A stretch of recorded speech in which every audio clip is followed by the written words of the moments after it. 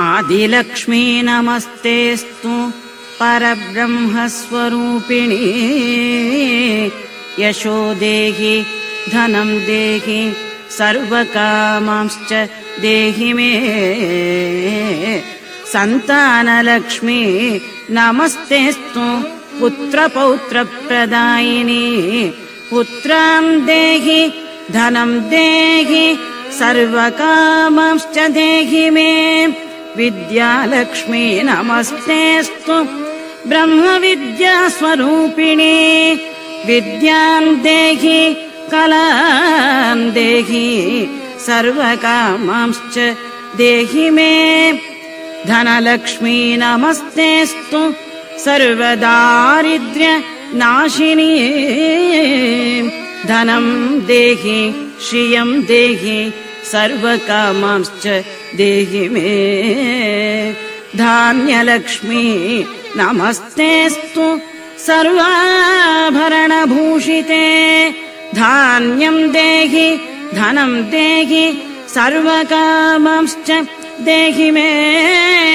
मेधालक्ष्मी नमस्तेस्तु कलिकल्मषनाशिनी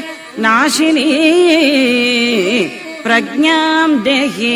श्रियं देहि सर्वकामांश्च देहि मे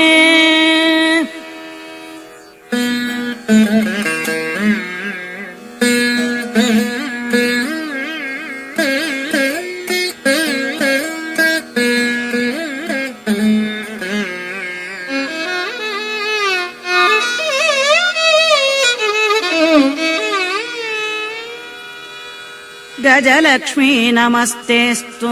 सर्वदेवस्वरूपिणी अश्वं च गोकुलं देहि सर्वकामांश्च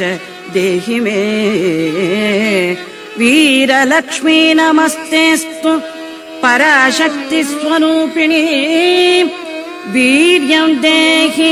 बलं देहि सर्वकामांश्च देहि मे जयलक्ष्मी नमस्तेस्तु सर्वकार्य जयप्रदे जयं देहि शुभं देहि सर्वकामांश्च देहि मे भाग्यलक्ष्मी नमस्तेस्तु सौमङ्गल्य विवर्धिनी भाग्यं देहि श्रियं देहि सर्वकामांश्च देहि मे कीर्तिलक्ष्मी नमस्तेस्तु विष्णुवक्षस्थलस्थिते कीर्तिं देहि श्रियं देहि सर्वकामांश्च देहि मे आरोग्यलक्ष्मी नमस्तेस्तु सर्वरोगनिवारिणी आयुर्देहि श्रियं देहि सर्वकामांश्च देहि मे